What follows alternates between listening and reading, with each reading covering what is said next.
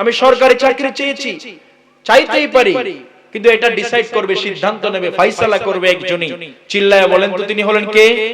আর একটা আওয়াজ করে বলেন তিনি হলেন কে? সুতরাং আমি চাইতেই পারি এ প্লাস, চাইতেই পারি গোল্ডেন এ প্লাস, চাইতেই পারি অমুক রে, চাইতেই পারি তমুক রে, চাইতেই পারি সরকারি চাকরি, চাইতেই পারি নেতৃত্ব দেব, চাইতেই পারি এটা ওটা করব। আমার চাওয়া আর পাওয়া যদি ঠিক না হয় তবুও সন্তুষ্ট থাকবো, কারণ আমার মালিক একজন আছে, আমাকে নিয়ন্ত্রণ করে। সেই মালিক যেইভাবে রেখেছে, যেই অবস্থায় আছি সেই অবস্থায় আলহামদুলিল্লাহ বলতে হবে। ঠিক কিনা বলেন না? এই দিন তো সময়কে গুরুত্ব না দেওয়ার কারণে বড্ড বেশি আফসোস করবে। ঠিক কিনা বলে? আফসোস করবে। এজন্য আল্লাহ সময়ের শপথ খেলেন, মানুষ যেন সময়কে গুরুত্ব দেয়। আল্লাহ বলেছেন ওয়াল আসর, সময়ের শপথ, মহাকালের শপথ, যুগের শপথ। ইতিহাস সাক্ষী আছে, যুগে যুগে যারা আল্লাহরে মানে নাই তাদের পরিণতি কি হয়েছে, আর যারা আল্লাহর গোলামি করেছে তাদের পরিণতি কি হয়েছে। ঠিক কি না? ইতিহাস সাক্ষী, যুগ সাক্ষী আছে, সময় সাক্ষী। আমার ভাইয়েরা, এই জন্য সময়কে গুরুত্ব দেওয়া দরকার আছে না নাই? আওয়াজ করে বলেন আছে না নাই? ও মিয়া, এক ব্যক্তি বাজারে গেল, বরফ বিক্রেতা বলল, আমার প্রতি দয়া করো, মায়া করো, রহম করো, আমার থেকে বরফ ক্রয় করো। তোমরা যদি বরফ ক্রয় না করো তাহলে আমি ক্ষতিগ্রস্ত হয়ে যাব। ওই লোকটি বলল, আমি সূরাতুল আসরের তাফসীর বুঝে গেলাম যে আমারও একটা জীবন আছে, জীবনের সময় আছে, এই সময়গুলো তো শেষ হয়ে যাচ্ছে। আজকে যে এক সেকেন্ড চলে গেল, মৃত্যুর আগেও এটাকে আবার ফিরে পাওয়া যাবে? কথা বলেন।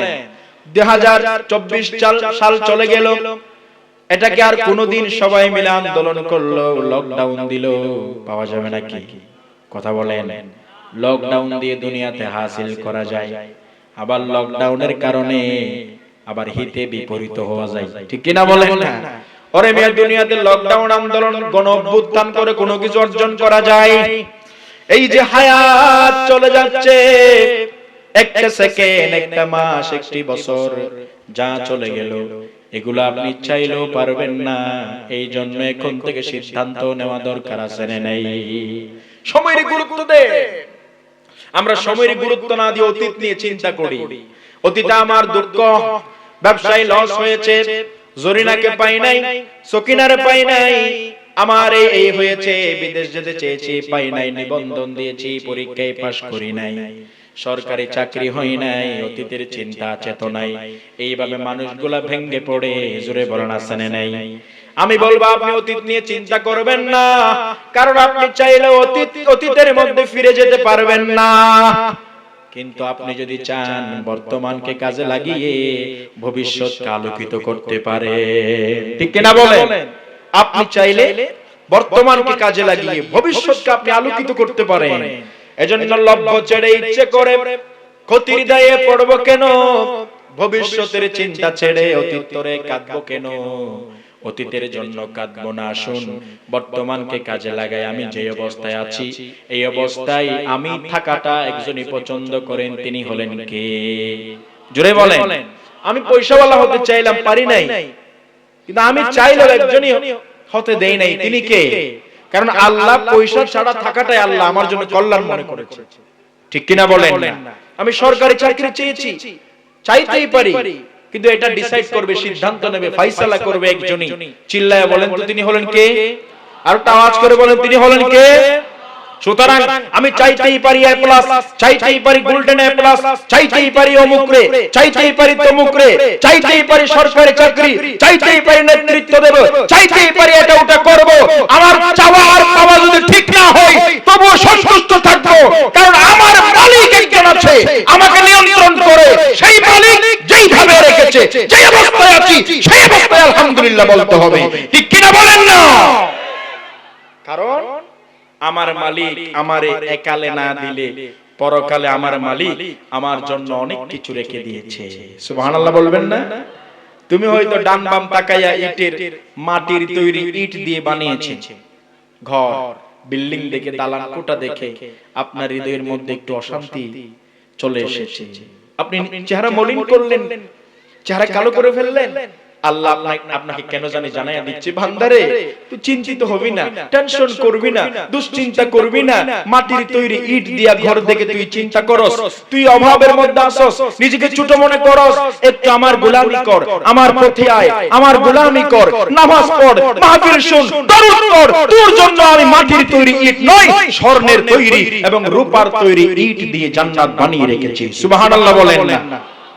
একটু পরে যদি আপনি মরেন, 10 বছর 20 বছর পরে যদি আপনার মরণ হয়, আপনি যদি আল্লাহর গোলামিতে রত থাকেন, ব্যস্ত থাকেন, বিজি থাকেন, তাহলে আপনার মরার পরে স্বর্ণের তৈরি এবং রূপার তৈরি ইটের তৈরি জান্নাত আল্লাহ দান করে দিবেন। সুবহানাল্লাহ বলেন না? এবং একদম শেষে যে জান্নাতে যাবে সে বাংলাদেশ পরিমাণ নয়, ইন্ডিয়া পরিমাণ নয়, পাকিস্তানের মতো নয়, এই দুনিয়া পরিমাণ 10 দুনিয়া। সব শেষে যে জান্নাতে যাবে, জান্নাতে জায়গা পেয়ে যাবে। সুবহানাল্লাহ বলেন না? কিসের তো চিন্তা? অতএব সময়েরই গুরুত্ব দেন, সময় কিন্তু শেষ হয়ে যাচ্ছে, ঠিক কিনা বলেন? ঠিক ঠিক ঠিক ঠিক যেই ঘড়িটা বাজে ঠিক ঠিক বাজে, কেউ কি জানে সেই ঘড়িটা লাগবে কই দিন কাজে, ঠিক কিনা বলেন?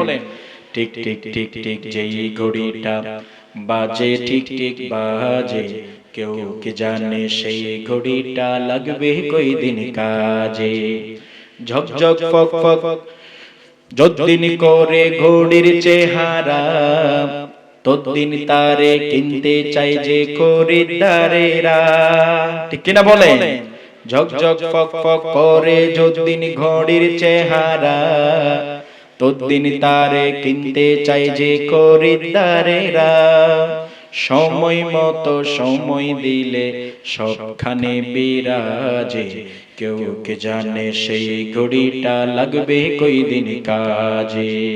ঠিক ঠিক ঠিক ঠিক যেই ঘড়িটা বাজে ঠিক ঠিক বাজে, কেউ কে জানে সেই ঘড়িটা লাগবে কই দিন। বলেন না, বলেন। ঠিক ঠিক ঠিক ঠিক যেই ঘড়িটা বাজে ঠিক ঠিক বাজে, কেউ কি জানে সেই ঘড়িটা লাগবে কই দিন কাজে। সক সক তক তক জীবন ঘড়ি করে যত দিন, দাম থাকে তার সবার মাঝে বন্ধু তত দিন, ঠিক কিনা বলেন? আপনি ক্যান্সার রোগে আক্রান্ত হয়ে দেখেন, আপনি একটু পা ভেঙে ফেলেন, আপনার নেতা খবর নেবে না, একটা স্ট্যাটাস দেবে, ফেসবুকে কিছু লিখবে, এর বেশি কিছু করবে? সক সক তক তক জীবন ঘড়ি করে যত দিন, দাম থাকে তার সবার মাঝে বন্ধু তত দিন। মনের মাধুরী মিশিয়ে সাজাই নানান সাজে, কেউ কে জানে সেই ঘড়িটা লাগবে কই দিন কাজে। ঠিক ঠিক ঠিক ঠিক যেই ঘড়িটা বাজে ঠিক ঠিক বাজে, কেউ কে জানে সেই ঘড়িটা লাগবে। হাই হাই হাই হাই আসল ঘড়ির অর্থ বুঝলাম না, সময় থাকতে সময়ের মূল অর্থ খুঁজলাম না। খাইলাম দাইলাম ঘুরলাম শুধু এই দুনিয়ার মাঝে, কেউ কি জানে সেই ঘড়িটা লাগবে কই দিন কাজে। ঠিক ঠিক ঠিক ঠিক যেই ঘড়িটা বাজে ঠিক ঠিক বাজে, কেউ কি জানে সেই ঘড়িটা লাগবে কই দিন কাজে, ঠিক কিনা বলেন? আসল টাইমের অর্থ বুঝলাম না, আসল ঘড়ির অর্থ বুঝলাম না, আল্লাহর গোলামি করলাম না। জীবন মানে আল্লাহ দালান কোটার জন্য দেই নাই, আমিত্ব প্রভাব প্রতিপত্তি করার জন্য দেই নাই, কোটি কোটি টাকার মালিক হওয়ার জন্য দেই নাই, 2 নম্বরই করার জন্য দেই নাই। আমরা বললাম আল্লাহ আপনি জীবনটা কেন দিলেন? আল্লাহ বললেন শোনো গোলাম, তুমি জানো না কি জীবনটা কেন দিলাম? আল্লাহ রাব্বুল আলামিন খুব সুন্দর করে জানাইয়া দিলেন, আল্লাযী খালাকাল মাউতা ওয়াল হায়াতা লিয়াবলুয়াকুম আইয়ুকুম আহসানু আমালা। জোরে বলুন আল্লাহু আকবার। আল্লাহ বললেন আমি জীবন মৃত্যু এই জন্য ঘটাই, এই জন্য জীবন মৃত্যু দেই, তার কারণ হলো কে ভালো আমল করে এটা পরীক্ষা করার জন্য, ঠিক কিনা? কে ভালো আমল করে এটা পরীক্ষার জন্য আল্লাহ জীবন দিলেন, সময় দিলেন। এইজন্য সময়ের গুরুত্ব দেওয়া দরকার আছে না নাই? আমার ভাইয়ারা, আল্লাহ আসর বলতে কি বুঝালেন আর অনেক ব্যাখ্যা বিশ্লেষণ পাওয়া যায়। যেমন ইমাম সুয়ুতি রহিমাহুল্লাহ তিনি তাফসিরে জালালাইনের মধ্যে বলেছেন, আল্লাহ ওয়াল আসর বলতে দাহারকে বুঝিয়েছেন, লম্বা একটা যুগকে বুঝিয়েছেন। যেমন আমাদের জন্মের আগে আমরা ছিলাম না। আমার বয়স যদি 30 হয়, 32-31 বছর আগে আমি ছিলাম। আপনার বয়স যদি 40 হয়, 41 বছর আগে আপনি ছিলেন না, আপনার অস্তিত্ব ছিল। আর একজনের বয়স যদি 35 হয়, 34 বছর আগে সে ছিল না। ঠিক কিনা বলেন? সে কোথায় ছিল তাহলে? তার আত্মা কোথায় ছিল? দীর্ঘ সময় তার আত্মাটা আত্মার জগতে ছিল। এই কথা আল্লাহ বললেন, হাল আতা আলাল ইনসানি হিনুম মিনাদ দাহরি লাম ইয়াকুন শাইআম মাযকুরা। জোরে বলুন আল্লাহু আকবার। ও আমার গোলাম, তুই অহংকার করিস, তুই নাফরমানি করিস, আমার গোলামি থেকে দূরে থাকিস। শুনে নে, মানুষের উপর এমন একটা সময় অতিবাহিত হয়েছিল, উল্লেখ করার মতো, কাউন্ট করার মতো, গণনা করার মতো, পরিচয় দেওয়ার মতো কিছুই ছিল না। ঠিক কিনা বলেন? নাম ছিল না, বাবা ছিল না, মা ছিল না, বন্ধু বান্ধব কোনো কিছুই ছিল না। আমাদেরকে নাই থেকে সবগুলা যিনি দিলেন, আওয়াজ করে বলেন তিনি হলেন কে? আরো জোরে বলেন কে? আল্লাহ তাআলা দিলেন। ওই যে আমরা মায়ের পেটে আসার আগে, স্ট্রাকচার না হওয়ার আগে, দীর্ঘ সময় যে ওই যে আমরা আত্মার জগতে ছিলাম, এই জন্য ইমাম সুয়ুতি বলেছেন আল্লাহ হয়তো এটাই বুঝিয়েছে ওয়াল আসর বলতে। আবার অনেকে বলেছেন ওয়াল আসর বলতে আল্লাহ সাআ, কিয়ামতকে বুঝিয়েছেন। ঠিক কিনা বলেন? কারণ কিয়ামতের ভয়াবহতা, কিয়ামতের সময়টা অনেক বড় বেশি লম্বা হবে। ঠিক কিনা বলেন? 50 আলফা সানাতিম মিম্মা তাউদ্দুন। কিয়ামতের দিনটা দুনিয়ার গণনা অনুযায়ী 50,000 বছরের সমান হবে। আল্লাহু আকবার। আর জোরে বলেন আল্লাহু আকবার। এত লম্বা দিন হবে, 9,30,00,000 মাইল দূরের সূর্য মাথার নিকটে চলে আসবে। মাথার মগজগুলা টকবক করবে, মগজ গলে গলে কানের ছিদ্র এবং নাকের ছিদ্র দিয়ে পড়বে। মানুষগুলা নাফসি নাফসি করবে। কারো ঘাম হাঁটু পর্যন্ত হবে, কারো ঘাম গলা পর্যন্ত হবে। মানুষগুলা দৌড়াদৌড়ি করবে। মানুষগুলা আদম আলাইহিস সালামের কাছে যাবে এবং বলবে আপনি একটু আল্লাহর দরবারে বলেন, আর যেন লেট না করে বিচারটা যেন তাড়াতাড়ি করে ফেলে। আদম আলাইহিস সালাম বলবে না না, আজকে আমি কোনো কথা বলতে পারবো না। আমি ভুল করে গাছের কাছে চলে গিয়েছিলাম, আমি তো চিন্তায় আছি আজকে আল্লাহরে আমি কি জবাব দেব। মাত্র সামান্য ভুল করে গাছের কাছে চলে গিয়েছিল, এই চিন্তায় ব্যস্ত থাকবে। আর 70 বছর 50 বছর গুনাহ করার পর একটু অনুশোচনা হয় না, একটু অনুতপ্ত হয় না, আল্লাহর ভয়টা অন্তরে জাগ্রত হয় না। 2 নাম্বারই করতে করতে কবরে চলে যায়। ঠিক কিনা বলেন না? সারা জীবন নবীর বিরোধিতা করেছে, নবীর পথের বিরোধিতা করেছে, কোরআনকে বৃদ্ধাঙ্গুলি দেখিয়েছে, আর মরার সময় বিসমিল্লাহি ওয়া আলা মিল্লাতি রাসূলিল্লাহ বলে কবরে দিয়েছে। এর চাইতে মুনাফিকি বাটপারি আর কিছু হতে পারে না। ঠিক কি না বলেন না? জিন্দা থাকতে, জিন্দেগি থাকতে বندگی করতে হবে। ঠিক কি না বলেন? জিন্দেগি মে বندگی তু করনা হে, জিন্দেগি মে बंदेगी शर्मिंदा है, जिंदगी में बंदेगी शर्मिंदा है। दुनिया में हो दुनिया का तलब गार ना हो, बाजार से गुजरे हो खरीदी दार ना हो। ए दुनिया की मिसले कागज फूल है, ए दुनिया की मिसले कागज़े फूल है, जिंदगी में बंदगी तू करना है, जिंदगी में बंदगी तू करना है, जिंदगी में बंदगी शर्मिंदा है। ठीक किना बोलें ना? बंदगी छाड़ा जिंदगी लज्जार जिंदगी। ठीक किना बोलें? আমার ভাইরা, এই জন্য বলছিলাম কিয়ামতের দিন মানুষেরা আদম আলাইহিস সালামের কাছে যাবে। আদম আলাইহিস সালাম কিছুই বলতে পারবে না। মানুষেরা নূহ আলাইহিস সালামের কাছে যাবে। নূহ আলাইহিস সালামের কাছে যখন যাবে তিনিও বলবে আজকে কিছুই বলতে পারবো না। এবার মানুষেরা ইব্রাহিম আলাইহিস সালামের কাছে যাবে। ইব্রাহিম আলাইহিস সালাম বলবে আমিও আজকে কিছুই করতে পারবো না। মুসা আলাইহিস সালামের কাছে যাবে।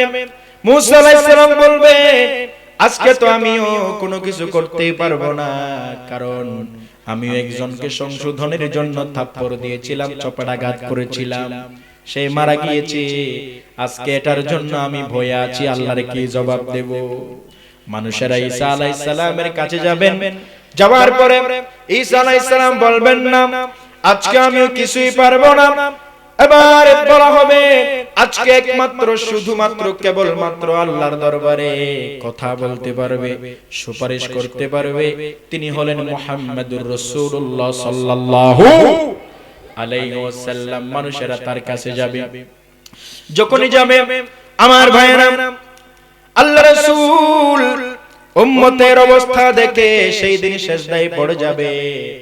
আল্লাহ তাআলা বলবে ও নবী, ও আমার হাবিব, ইরফা রাসাক, তুমি তোমার মাথা উঠাও, আমি তোমার চোখের পানি সহ্য করতে পারবো না। আমি তো তোমারে বলেছি ওয়ালা সাউফা ইউতিকা রাব্বুকা ফাতারদা, আমি তোমাকে সন্তুষ্ট করব। এবার আমার নবী বলবে ও আল্লাহ, আপনার ওয়াদা হলো আমার সন্তুষ্ট করবেন, কিন্তু আমার কন্ডিশন, আমার শর্ত হলো একজন উম্মত জাহান্নামে থাকলেও আমি জান্নাতে যাব না, আমি সন্তুষ্ট হব না। সুবহানাল্লাহ বলে। নবীজির উম্মতের কোনো চিন্তা নাই, চলো নবীজির জান্নাতে মদিনাতে যাই। ঠিক কিনা বলে? কে কে যাবে মদিনায়, মদিনাতে কান্দেন নবী উম্মতের মায়ায়। ঠিক কিনা? প্রিয়া দিবেন আল্লাহ, পার করিয়া দিবেন আল্লাহ নবীর উসিলায়, চলো নবীজির জান্নাতে মদিনাতে যাই। সুবহানাল্লাহ বলবেন না? আমার নবী সিজদায় পড়বে। এবার কিছু মানুষকে নবী জান্নাতে নিয়ে যাবে। আমার আল্লাহ বলবে ও নবী, হাবিব বলো তুমি কি সন্তুষ্ট হয়েছো? আমার নবী বলবে না আমি এখনো সন্তুষ্ট হই নাই। আমারে বিশ্বাস করেছে, শেষ নবী মেনেছে এমন অনেক উম্মত এখনো জাহান্নামে আছে। আল্লাহ বলবে বিন্দু পরিমাণ, সরিষার দানা পরিমাণ যাদের ঈমান আছে তাদেরকেও জান্নাতে নিয়ে যাও। সুবহানাল্লাহ বলেন। আল্লাহর নবী তাদেরকেও জান্নাতে নিয়ে যাবে। এই জন্য শিরক মুক্ত ঈমান আল্লাহ আমাদেরকে দান করুন। আমরা পড়ি আমিন। তাহলে বুঝালাম ওয়াল আসর বলতে কেউ কেউ বলেছেন আল্লাহ তাআলা কিয়ামতকে বুঝিয়েছেন। আবার আব্দুল্লাহ ইবনে আব্বাস রাদিয়াল্লাহু তাআলা আনহুমা বললেন আল্লাহ তাআলা ওয়াল আসর, আসরের নামে শপথ খেয়েছেন। তার মানে হলো আল্লাহ তাআলা আসরের সময়কে বুঝালেন, যেই সময় আমরা আসরের নামাজ পড়ি। সুবহানাল্লাহ বলেন না? ওই আসর থেকে সূর্য ডুবে যাওয়া পর্যন্ত এই অল্প সময়, এটাকে বুঝালেন। তার মানে আল্লাহ এটাই বোঝায় ও বান্দা, আসরের পরে যেমন রাত দিন শেষ হতে দেরি নয়, তোমার এই জীবনটা, তোমার এই সময়টাও শেষ হতে তেমন দেরি লাগবে না। ঠিক কিনা বলেন? আল্লাহ তাআলা আসরের শপথ কেন খেলেন? আসরের নামাজ, আসরের সময়ের শপথ কেন খেলেন? তার একটি কারণ আছে। আমার ভাইয়েরা, সকালবেলা একদল ফেরেশতা আসে। কয় দল? চিল্লায় বলেন, কয় দল? আপনারা কি কথা বুঝতেছেন? কষ্ট হচ্ছে? তো মাঝে মধ্যে উঠা বসা করেন, কেউ কেউ, আবার কেউ কেউ আসেন। আপনাদের কি সুকটান দুকটান টুকটান মারতে হয়? 1 ঘন্টাও কি সবর করা যায় না? আরে ভাই, কোরআনের টানে একটু বসেন, আল্লাহ টাইনা জান্নাতে ঢুকাইয়া দেবে। আমিন বলেন না? আরো জোরে বলেন আমিন। কথা বুঝতে তো কোনো কষ্ট হচ্ছে না? আলহামদুলিল্লাহ, পড়ি আলহামদুলিল্লাহ। আসরের সময় বলতে কেন আল্লাহ তাআলা আসরের সময়ের শপথ খেলেন? সকালবেলা একদল ফেরেশতা আসে, ওই ফেরেশতাগুলা আসরের সময় চলে যায়। আবার আসরের সময় থেকে শুরু করে সকাল পর্যন্ত যারা দায়িত্ব পালন করবে তারা আবার চলে আসে। সুবহানাল্লাহ বলেন না? 2 দল ফেরেশতা যখন আসে, যে চলে যায় আসরের টাইমে বান্দাগুলারে যারা নামাজ পড়ে ইবাদত করে তাদেরকে নামাজে দেখতে পাই। সুবহানাল্লাহ বলেন। আবার যারা আসরের টাইমে আসে সকাল পর্যন্ত দায়িত্ব পালন করার জন্য, তারাও এসে আল্লাহর প্রিয় বান্দাদেরকে নামাজে দেখতে পায়। সুবহানাল্লাহ বলেন না? আল্লাহ রাব্বুল আলামিন জানাইয়া দিলেন। আল্লাহ রাব্বুল আলামিন জিজ্ঞেস করে, ও বান্দা তুমি তো আসলা, ও আমার ফেরেশতা তুমি তো আসলা, বলো আমার বান্দাদেরকে কিভাবে রেখে আসলা? ফেরেশতারা সাক্ষী দিয়ে দেয়, ও আল্লাহ আপনার বান্দাদেরকে নামাজরত অবস্থায় রেখে আসলাম। সুবহানাল্লাহ বলেন। আবার যে সমস্ত ফেরেশতারা চলে ওখান থেকে আসে ফজর পর্যন্ত দায়িত্ব পালন করার জন্য, আল্লাহ তাদেরকে জিজ্ঞেস করে, বলো আমার বান্দাদেরকে কিভাবে কি অবস্থায় পেলা? তখন বলে, ও আল্লাহ আপনার বান্দাদেরকে আসা মাত্রই নামাজ অবস্থায় পেলাম। সুবহানাল্লাহ বলেন। আল্লাহর সাক্ষী দিয়ে দে। সুবহানাল্লাহ বলবেন না? ওয়াল আসর, আল্লাহ সময়ের শপথ, আসরের শপথ, মহাকালের শপথ, যুগের শপথ খেলেন। শপথ খেয়ে আল্লাহ কি বুঝাচ্ছেন? কি দামি কথা! এত বড় শপথ খাওয়ার পরে আল্লাহ কি নিম্নমানের কথা বলবে? আল্লাহর সব কথা তো মজবুত, দামি, এর চাইতে দামি কথা আর কারো হতে পারে? তবু আল্লাহ শপথ খেয়ে বুঝাচ্ছেন। এবার বুঝেন কথাটার লুট কত, কথাটার ভার কত, কথাটার কত দাম রয়েছে, এর সিগনিফিকেন্স, এর তাৎপর্য কত বেশি। শপথকে আল্লাহ বোঝাচ্ছেন, ইন্নাল ইনসানা লাফি খুসর, নিশ্চয় মানুষেরা ক্ষতির মধ্যেই আছে। কার কথা?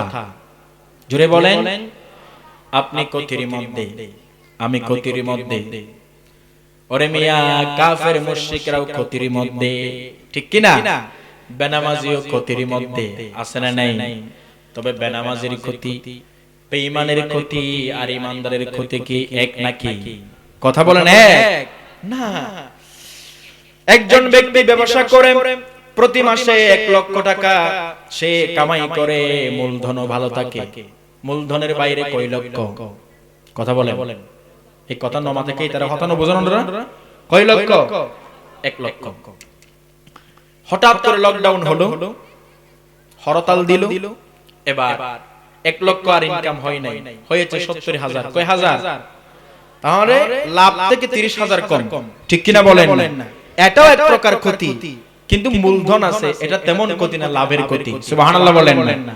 আর আরেকজন গাড়ি নিয়ে যাচ্ছে, মাল নিয়ে, ধরেন কাপড় নিয়ে ঢাকা যাচ্ছে, গাড়িতে আগুন ধরে সবকিছু শেষ, গাড়িও শেষ, কাপড়ও, আমও গেল, সালাও গেল, এটা এক প্রকার ক্ষতি। বলেন এই ক্ষতি আর ওই ক্ষতি কি সমান? নয়। আমার ভাইয়েরা, ইমানদারেরা, ঈমান আনার পরে ভালো কাজ করলে তার ঈমান বাড়বে, সওয়াব বাড়বে। সুবহানাল্লাহ বলেন। ভালো কাজ না করলে সওয়াব বাড়বে না। আর বেঈমানেরা যাই করে পুরাটাই ক্ষতি, তাদের সওয়াবের কোনো আশা, জোরে বলেন, আছে নাকি? এজন্য আল্লাহ বললেন, ওয়া মিনহুম মাইয়াকুলু রাব্বানা আতিনা ফিদ দুনিয়া, এমন কাফেররা বলে, রব্বানা আতিনা ফিদ দুনিয়া, ও আল্লাহ, ও আমাদের রব, আমাদেরকে দুনিয়া দেন। ওয়া মা লাহু ফিল আখিরাতি মিন খালাক, আখিরাতে তাদের জন্য কোনো কিছুই নাই। আবার আল্লাহ বললেন আবার ইমানদারদের জন্য আমি একটি কম্প্রিহেনসিভ দোয়া শিখিয়ে দিলাম, বিস্তৃত দোয়া শিখিয়ে দিলাম। ইমানদারেরা শুধু দুনিয়া চায় না, দুনিয়ার পাশাপাশি আখিরাতের জন্য তারা প্রস্তুতি গ্রহণ করে। সুবহানাল্লাহ বলেন। আমরা দোয়াটা প্রতিদিন পড়ি, বলেন না রব্বানা আতিনা ফিদ দুনিয়া হাসানাতাও ওয়া ফিল আখিরাতি হাসানা ওয়া কিনা আযাবান নার। জোরে বলেন আল্লাহু আকবার। আল্লাহ কি দোয়া শিখিয়ে দিলেন দেখছেন?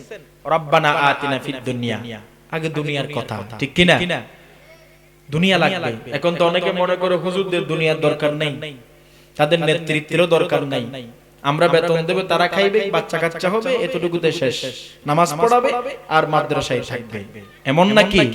হ্যাঁ, আল্লাহ বলেছেন যাকাত দাও, কেমনে যাকাত দিবা টাকা না হলে?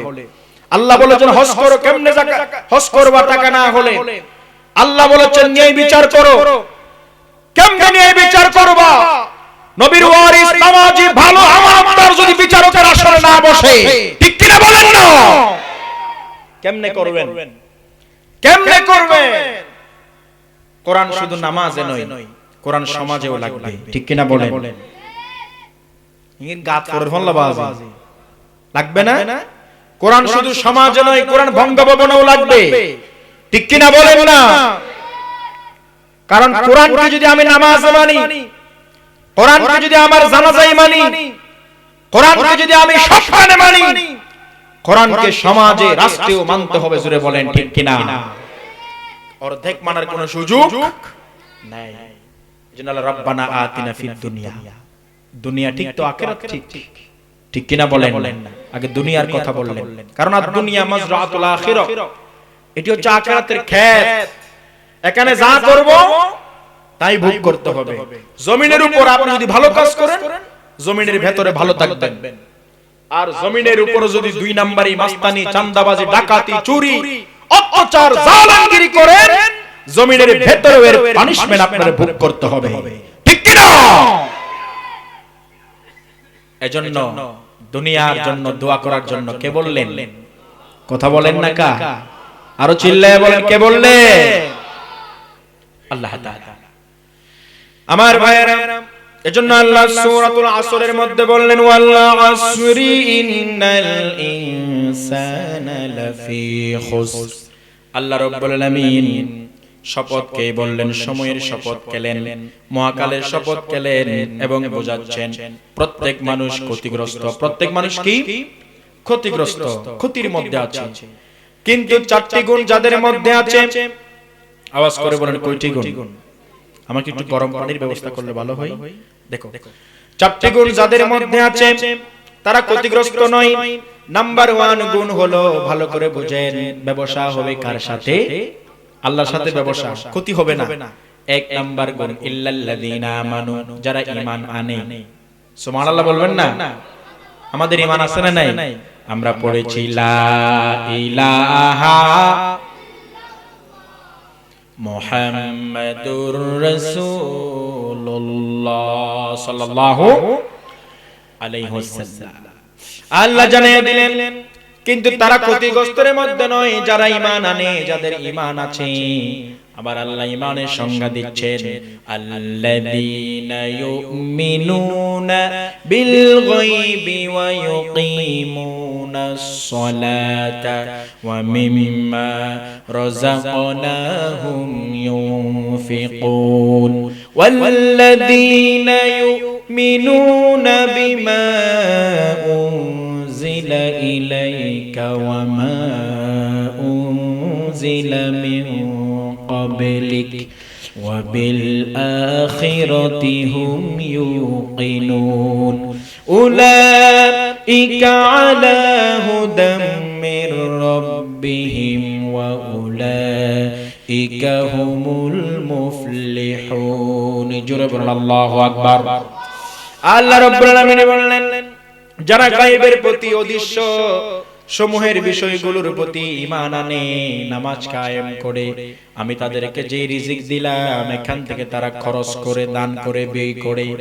ও নবী, আপনার উপরে যে কিতাব নাজিল হলো, আপনার পূর্বে যা নাজিল হয়েছে এগুলোর প্রতি বিশ্বাস স্থাপন করে এবং আখিরাতের প্রতি দৃঢ় বিশ্বাস রাখে, আল্লাহ জানাইয়া দিলেন তারাই হলো সফল কাম। সুবহানাল্লাহ বলেন, জোরে বলেন সুবহানাল্লাহ।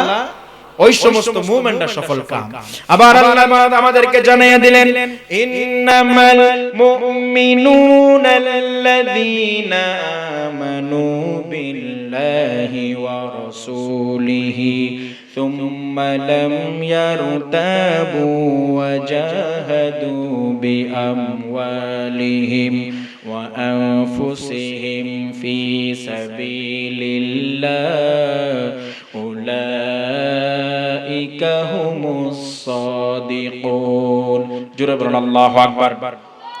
আল্লাহ বলেছেন ইন্নামাল মুমিনুনা আল্লাযীনা আমানু, মুমিন তো তারা যারা বলে আমানু বিল্লাহি ওয়া রাসূলিহি, ঈমান এনেছি আল্লাহ এবং রাসূলের প্রতি, যারা আল্লাহ এবং রাসূলের প্রতি ঈমান আনে, তারপর সুম্মা লাম ইয়ারতাবু, কোন রকম সন্দেহ পোষণ করে না এবং আল্লাহর পথে নিজেদের সম্পদ এবং জান দিয়ে জিহাদ করে, সংগ্রাম করে, তারাই তো সত্যিকারের মুমিন। ঠিক কিনা বলেন না? শুধু বিশ্বাস করবেন আর মুখের মধ্যে তেল মালিশ করে জান্নাত কামনা করবেন, এটার নাম ঈমানদারিত্ব নয়। ঠিক কিনা বলেন না? ঈমান হলো আল ঈমান হুয়া তাসদীকু বিল কলব, আপনাকে হৃদয়ে বিশ্বাস করতে হবে, ওয়াল ইকরারু বিল লিসান, এবং মুখে স্বীকার করতে হবে। বিশ্বাস করলেন, মুখে স্বীকার করলেন, তাইলে কি বসে থাকতে পারবেন? না। ওয়াল আমালু বিল আরকান, এবং তা অঙ্গ প্রত্যঙ্গের মাধ্যমে কাজে বাস্তবায়ন করতে হবে। ঠিক কিনা বলেন না? এটার নাম ঈমান। এজন্য আমার ভাইয়েরা, ঈমান আমরা আল্লাহ ঈমানের পথে অবিচল থাকতে হবে। ঠিক কিনা বলেন? অবিচল থাকা দরকার আছে না নাই? আবার আল্লাহ রাব্বুল আলামিন আমাদেরকে জানাইয়া দিলেন, ও ঈমানদারেরা শোনো, তোমরা যদি ঈমান আনার পরে আমার রব বলার পরে তুমাস্তাকামু, ইস্তেকামাত থাকতে পারো, তাহলে তোমাদের মৃত্যুর সময় আমি আল্লাহ রহমতের ফেরেশতাদেরকে পাঠিয়ে দেব। সুবহানাল্লাহ বলেন। কে পাঠাবেন? রহমতের ফেরেশতাদের পাঠিয়ে দেবে। জানিয়ে দেওয়া হবে তুমি তোমার ভাই ছেড়ে যাচ্ছ, তোমার স্ত্রী ছেড়ে যাচ্ছ, তোমার প্রতিবেশী ছেড়ে তুমি চলে যাচ্ছ নাকি? শুনে নাও, আল্লাহ তাখাফু ওয়া লা তাহজানু ওয়া আবশিরু বিল জান্নাতিল্লাতী কুনতুম তুআদুন। তোমার জন্য কোনো চিন্তা নাই, তোমার জন্য কোনো ভয় নাই, তুমি জান্নাতের সুসংবাদ নিয়ে কবরে যাইবা। সুবহানাল্লাহ বলেন। জিকির করি লা ইলাহা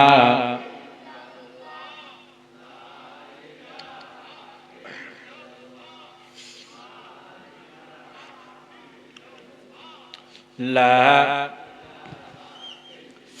এই কালেমার দাওয়াত দিতে মার খাইলেন নবী তায়েফেতে, বন্দী হলেন দেশে ছাড়লেন, তবু বিপ্লবী কালেমা ছাড়লেন না।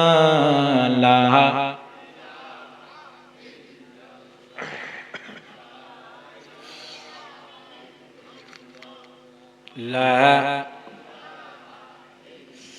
লা ইলাহা মুহাম্মাদুর সাল্লাল্লাহু আলাইহি ওয়াসাল্লাম। তাহলে ঈমান যাদের আছে বলেন তারা কি ক্ষতিগ্রস্ত?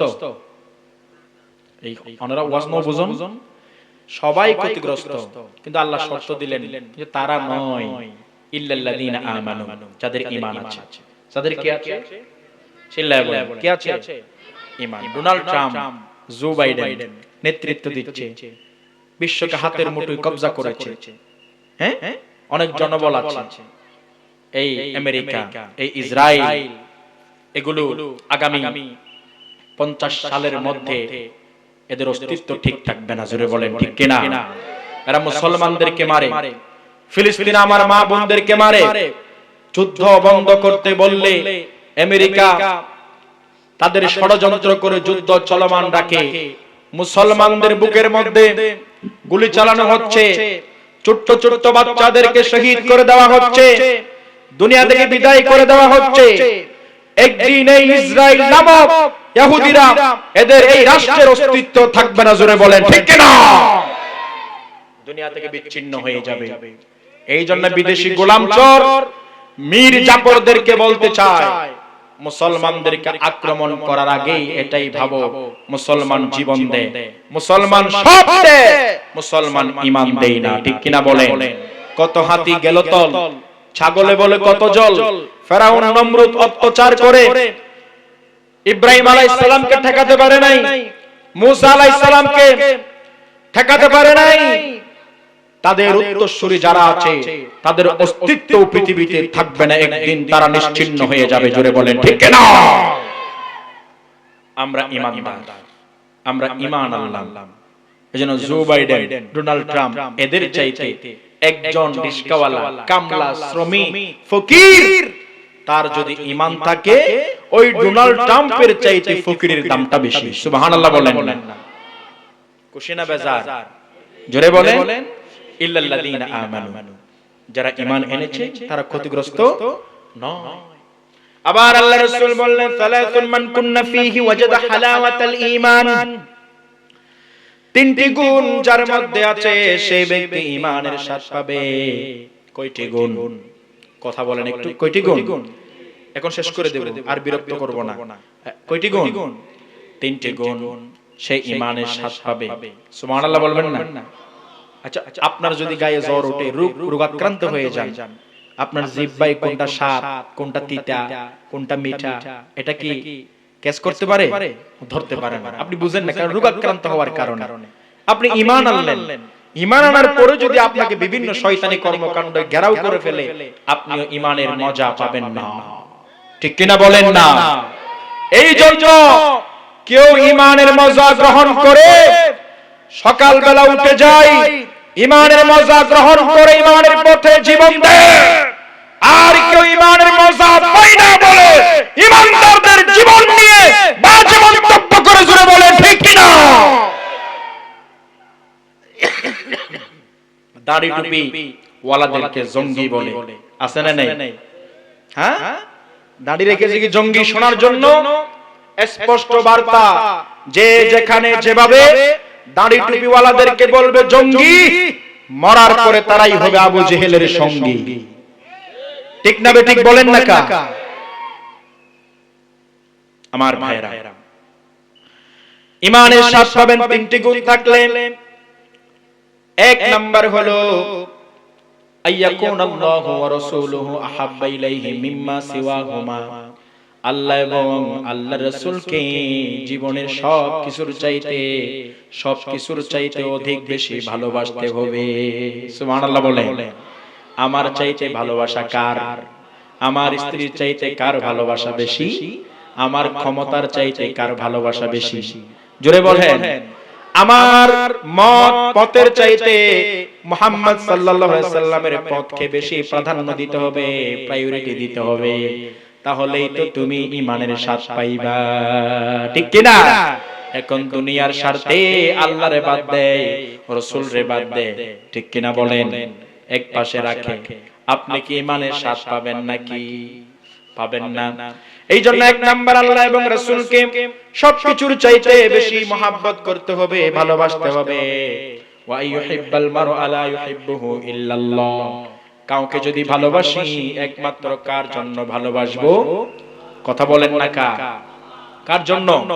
কাউকে দাওয়াত খাওয়ালাম, কাউকে টাকা দিলাম, কাউকে পয়সা দিলাম, কারো উপকার করলাম, এটি খোটা দেওয়ার জন্য নয়। কার জন্য? আপনার ছেলের বিয়েতে দাওয়াত দিছে, আপনার ছেলের বিয়েতে তাকে দাওয়াত দিবেন। এখন আপনাকে যদি দাওয়াত না দেয়, আপনি বলেন আমার বিয়েতে খাইছো যে 14 গোষ্ঠী খাই না, এমন ভাবে খাইছো, আমারও তো দাওয়াত দাও নাই। নাউজুবিল্লাহ বলেন। এরকম খোটা দেওয়া যাবে নাকি? হ্যাঁ, এক মহিলা আরেক মহিলারে খোটা দেয়। উপকার করবেন, ভালোবাসবেন, মহব্বত করবেন, দুনিয়ার কোনো স্বার্থের জন্য নয়। কার জন্য? কেন আপনি ফকির নাকি? আপনি মানুষ থেকে কেন আশা করবেন? অনেক স্ত্রী স্বামীরে বলে আমি তোমার এই করেছি, এই করেছি, তুমি আমার জন্য এই করো নাই। অনেক স্বামী আবার স্ত্রীকে বলে এই করেছে, এই করো নাই। আপনি যা কিছু করবেন এর পাল্টা বেনিফিট আশা করবেন কেন?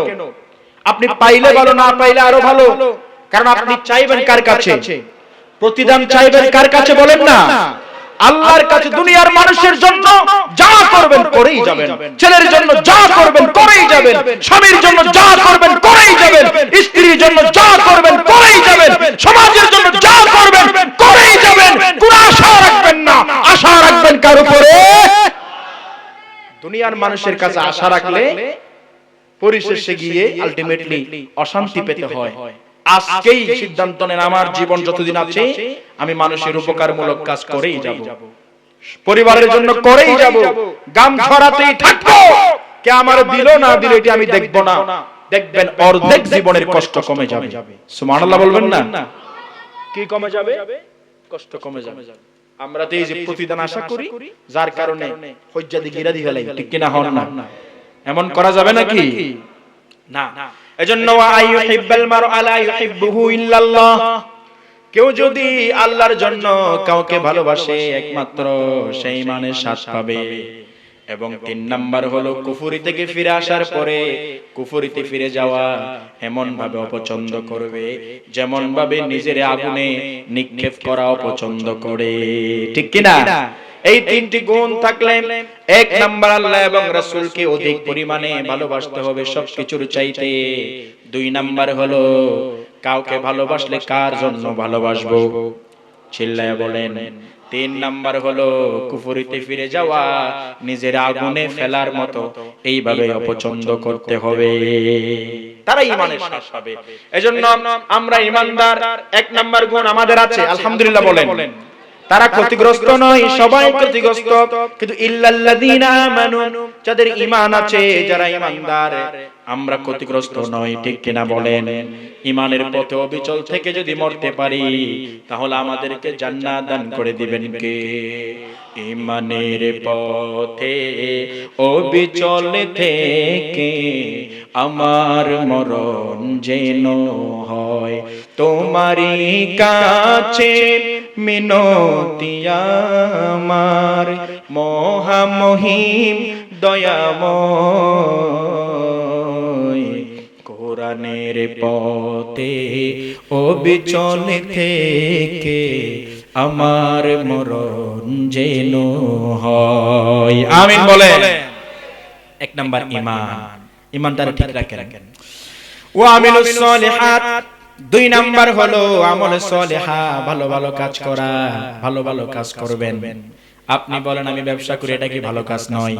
আপনি বলেন আমি পড়ালেখা করি, ভালো কাজ কি নয়? আপনি বলেন স্কুল মাদ্রাসায় বিশ্ববিদ্যালয়ে আমি এই যে কাজ করি, এটা কি ভালো কাজ নয়?